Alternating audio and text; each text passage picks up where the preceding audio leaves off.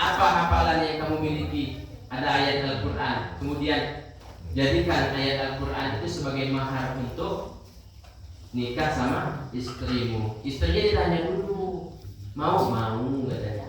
Oke. Mau. Jadi pada waktu itu Nabi menceritakan seperti itu karena memang kondisi sahabat yang memang tidak punya sama sekali, dan itu pun bentuknya adalah mengajarkan Al-Quran kepada sang istri. Kalau kita ikut Nabi, Bapak dan Ibu sekalian, mahar Nabi tahu enggak, Pak? Mau niru Nabi, Bu? Pak? Kalau mau niru Nabi, coba tiru maharnya. Nabi Muhammad SAW ketika nikah sama Siti Khadijah itu maharnya 20 ekor unta muda. Mana mahal unta, Pak, atau kerbau? Mana mahal unta atau kerbau? Mahal unta. Coba lihat unta muda itu. Cari di internet. Anak-anak sekalian, cari di internet. Sekitar harganya mungkin paling murah ya 30 atau 50, bahkan ada sampai 70 ya, 70 juta. Anggap saja tengah-tengah 50 juta, Pak. 50 juta satu ekor unta muda. Kali 20 berapa? 1 miliar. Sanggup ikut sunnah Nabi yang kayak gini, Pak? Sanggup, Pak? Kalau udah nambah lagi ikut sunnah yang ini dulu, Pak. Ikut sunnah Nabi ini 20 ekor unta tunai. Ini kalau kita dah seperangkat alat sholat tunai. Tapi karena ibunya cinta, ya terima saja. Bahkan ngayu orang udah apa, ya, terima aja. Ya, seperangkat alat sholat tunai. Itu pun calon mertuanya kadang berulang-ulang. Aku terima, kan kadang payah nyebutnya. Yang calon yang akan menikah juga bolak balik. Padahal cuma nyebut seperangkat alat sholat tunai. Gitu. Mau ikut Nabi seperti ini, Ibu? Kalau ibu-ibunya mau lah nih. Kalau punya anak gadisnya, anak wedoknya, wah mau ikut sunnah yang ini. Berapa? 20 ekor unta. Mau, Bu? Mau? Kalau mau kayak gitu, Bu, sudah nih. Entah kapan nanti ada yang mau melamar. Berapa? 20 ekor unta.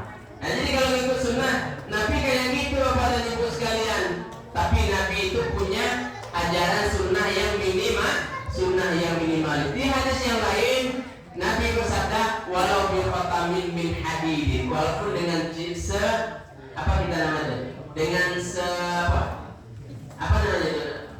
dengan satu lingkar cincin dari besi, kata Nabi. Wah, murah lagi itu, Pak. Kalau dari emas mahal lah ya. Kalau dari besi murah ya, Pak. Nah, itu. Nabi itu ketika mensyariatkan kepada umatnya minimalis, tapi bukan rumah minimalis, Pak. Rumah minimalis mahal. Uangnya banyak yang di apa itu namanya?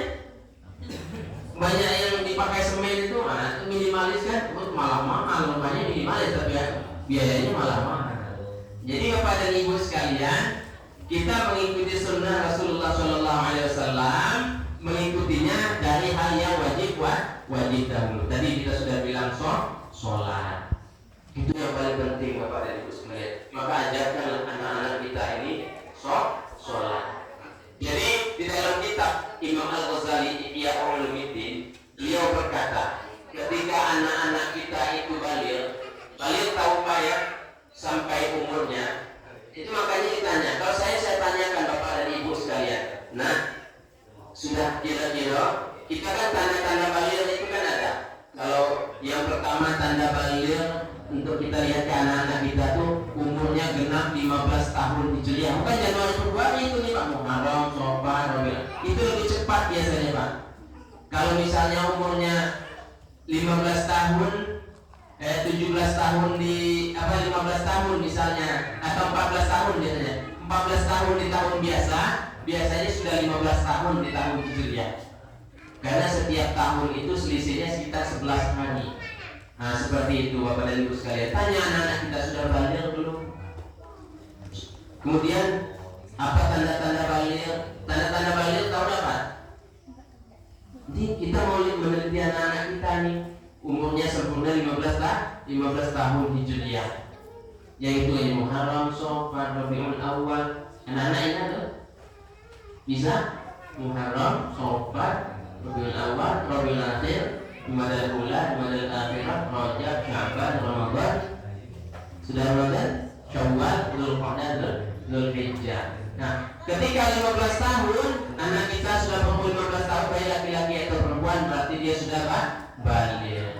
Kemudian yang kedua, bagi laki-laki dan perempuan juga kalau sudah mimpi. Tahu mimpinya Pak? Mimpi menjalankan kelapa tahu Pak? Ya, mimpi. Kemudian bagi perempuan sudah haid, itu harus kita tahu Bapak dan Ibu sekalian, karena pada saat itulah pembatas anak itu antara dia disuruh yang wajib dan yang tidak. Nah, maka ketika pada saat anak sudah balik, misalnya siang itu dia balik, kita tahu dia balik siang itu, pada saat itulah kita perintahkan kepada anak kita. Kata Imam Al-Ghazali, ajarkan yang pertama sekali pada anakmu mengucapkan 2 kalimat syahadat. Apa 2 kalimat syahadat Pak? Di waktu nikah ini biasanya di trainingnya berapa kali nih Pak? Ada trainingnya dulu ya Pak? Uji coba dulu. Di depan di kantor KUA ya dilatih dulu. Apa mandi wajib? Tidak hanya. Ya, ini dia aja. Bisa baca tulisan Arab tidak dikasih tulisan Latin atau dibimbing. Atau bapak-bapaknya malah lupa mandi wajib Pak. Ingat ya mandi wajib. Nah, Bapak dan Ibu sekalian, ditanya kepada anak-anak kita, diajarkan kepada mereka, ajarkan mereka syahadat, 2 kalimat syahadat dan maknanya. Asyhadu an la ilaha illallah wa asyhadu anna Muhammadar Rasulullah. Aku bersaksi bahwa tiada Tuhan yang berhak disembah selain Allah, dan aku bersaksi bahwa Nabi Muhammad itu utusan Allah. Langsung anak tuh kuat Islamnya. Makanya kita sering disuruh mengucapkan syahadat, mengucapkan la ilaha illallah, itu untuk memperkuat iman kita. Anak kita ajarkan syahadat. Kemudian yang kedua, kita ajarkan bagaimana tata cara sholat yang benar. Nah, disinilah Pak, kami kan tidak bisa Pak. Kami dulu belajarnya cuma sampai SD. Belajar sholat itu pun sedikit-sedikit bacaan yang tahu. Maka undanglah ustaz. Ada ustaznya sini Pak? Ada ustaznya.